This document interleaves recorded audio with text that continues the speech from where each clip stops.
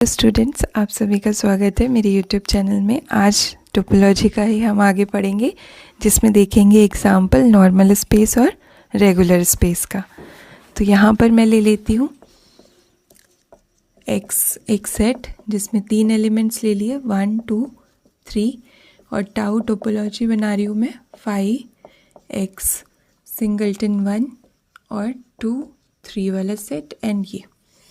तो ये मैंने बना दिया एक टोपोलॉजी। आप देख सकते हैं बहुत ही आसान है कि ये टोपोलॉजी फॉर्म कर रहा है कि नहीं। टोपोलॉजी की तीनों कंडीशन को ये सेटिस्फाई कर रहा है, इसलिए ये टोपोलॉजी है। Then this x with tau is a topological space. अब ये टोपोलॉजी तो है, तीनों कंडीशन ये सेटिस्फाई कर रहा है टोपोलॉजी की। अब हम देखते हैं ये रेगुलर है कि नहीं।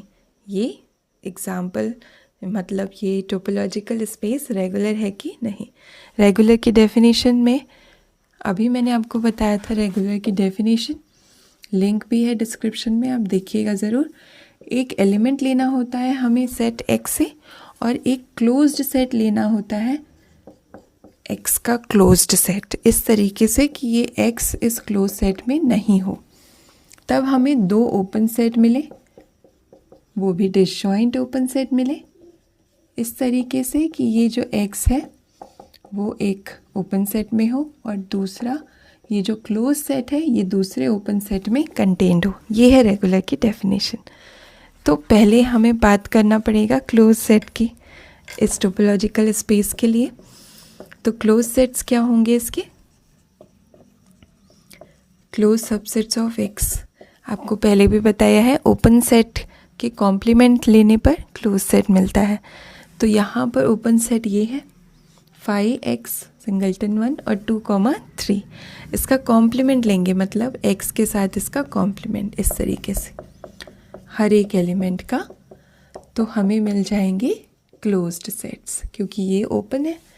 क्लोज्ड क्या मिल रहा है? x 5, इसमें से 1 हटाएंगे तो 2 3 मिलेगा, x में से 2 3 हटाएंगे तो 1 मिलेगा। मतलब जो सेट हमारे ओपन है, जो सबसेट्स x के ओपन है, वही सबसेट्स क्लोज्ड भी है इस टोपोलॉजी में। अब हम चेक करते हैं ये चीज़ रेगुलर के लिए। तो यहाँ पर हमने पहला एलिमेंट ले लिया a, ओके 1 है x में, हमारा 1 ले लिया, और एक क्लोज सेट लेना है जो कि इस 1 को कंटेन ना करे। तो हम देख रहे हैं यही हमारे क्लोज सेट है, ये 1 को कंटेन करता है, ये नहीं करेगा, ये तो एम्प्टी है, ये भी करता है। तो हमारे पास एक ही क्लोज सेट बचता है 2 3। तो ये हमारा क्लोज सेट हो गया। अब हमें 2 ओपन सेट्स मिलने चाहिए डिसजॉइंट।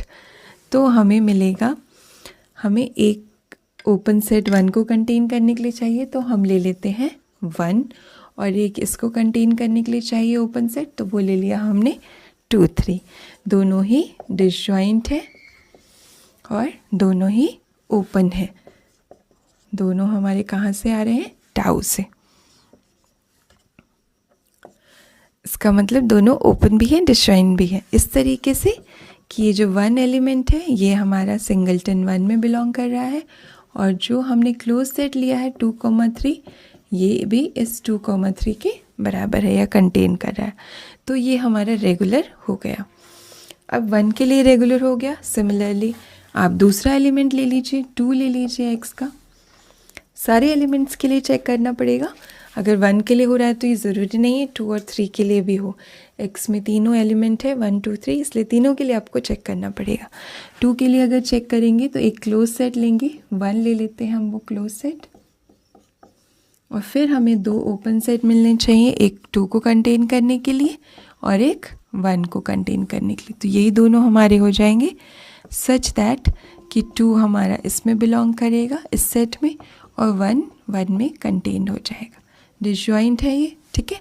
तो ये भी कंडीशन सेटिस्फाई हो जाएगी 2 के लिए भी, सिमिलरली 3 के लिए हो जाएगी। इसका मतलब कि ये जो एग्जाम्पल है x विथ टाउ, ये कैसा स्पेस है? Is regular space.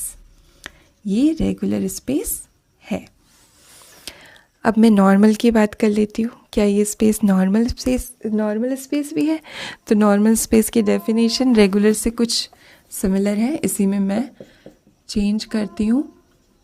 दोनों हमें क्लोज सेट लेने होते हैं, वो भी disjoint.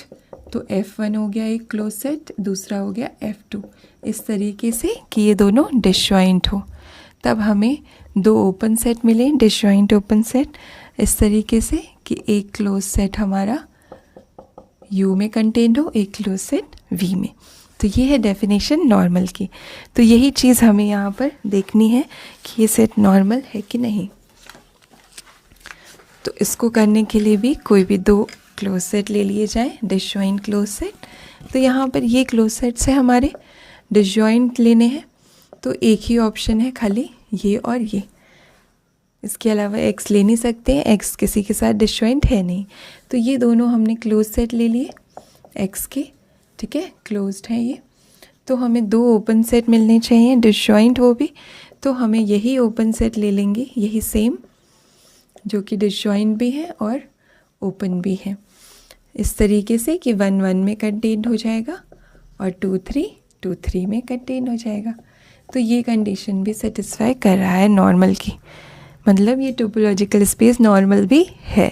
Therefore this x tau is normal space. अब हम T1 की बात भी कर लेते हैं कि ये स्पेस T1 होगा क्या।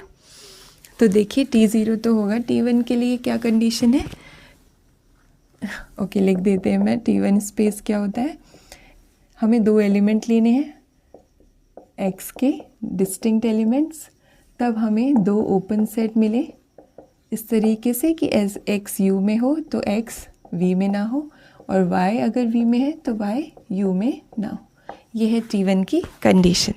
तो हम यहाँ पर कोई भी दो एलिमेंट ले लेते हैं। यहाँ पर हमारे पास तीन ही एलिमेंट है, 1 2 3। तो आप ले लीजिए 1 और 2, ये दो एलिमेंट हो गए x के, दोनों डिसजॉइंट है, डिस्टिंक्ट है। तो हमें मिलने चाहिए दो ओपन सेट। तो हम ये ले लेंगे 1 को कंटेन करने वाला, और एक और ओपन सेट लेना है 2 को कंटेन करने वाला, तो हम ले लेंगे 2 3। तो ये मिल गए हमें दो ओपन सेट्स इस तरीके से कि 1 हमारा सिंगलटन 1 ओपन सेट में है और 2 हमारा 2,3 में है, और दोनों एक दूसरे में नहीं है, ठीक है। तो ये कंडीशन सेटिस्फाई कर रहा है T1 स्पेस की। जब हमने 1 2 एलिमेंट लिया तो ये सेटिस्फाई कर रहा है T1 स्पेस की डेफिनेशन। अगर मैं 2 और 3 ले लूँ, x के कोई और दो एलिमेंट ले लूँ 2 और 3, तब क्या ये कंडीशन सेटिस्फाई करेगा। तो 2 और 3 के लिए हमें चाहिए दो डिसजॉइंट ओपन सेट्स।